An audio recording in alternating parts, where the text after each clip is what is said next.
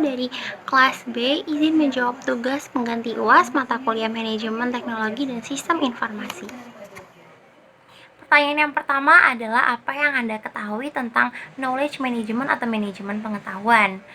Manajemen pengetahuan atau knowledge management merupakan suatu rangkaian kegiatan yang dilakukan oleh suatu perusahaan atau suatu organisasi untuk mengidentifikasi, menjelaskan, dan mendistribusikan serta menciptakan pengetahuan yang digunakan untuk perusahaan agar dapat digunakan kembali, diketahui, dan dipelajari. Manajemen knowledge ini meliputi proses pengembangan sumber daya manusia dan teknologi informasi. Jenis knowledge-nya sendiri pun menurut Nonaka dan Takeuchi tahun 1995 ada dua, yaitu tacit knowledge dan explicit knowledge. Tacit knowledge ini pada umumnya bersifat formal dan hanya ada dalam benak si orang tersebut dan belum didokumentasikan.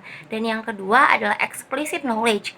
Explicit knowledge ini bersifat formal dan sistematis, serta telah didokumentasikan bisa dapat berupa tulisan, sehingga dapat dipelajari kembali oleh sumber daya manusia suatu organisasi tersebut sewaktu-waktu. Dan elemen-elemen pada manajemen knowledge ini ada 3, yaitu ada proses, teknologi, dan people. People yang di sini dimaksud adalah orang yang memiliki pengetahuan atau sumber daya manusia tersebut.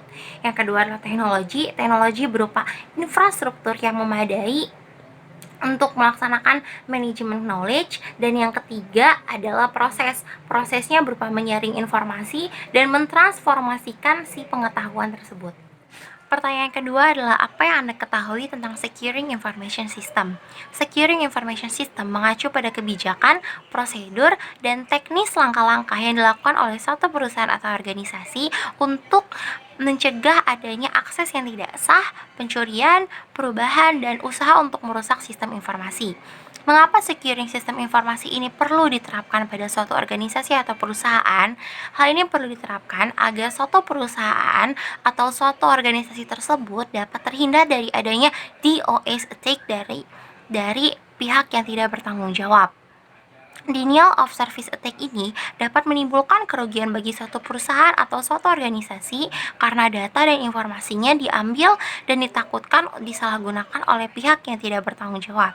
Securing Information System dapat diterapkan dengan memasang sistem untuk memonitor traffic yang mencurigakan, lalu selanjutnya dapat menggunakan password, enkripsi, dan sertifikasi keamanan digital. Terima kasih. Assalamualaikum warahmatullahi wabarakatuh.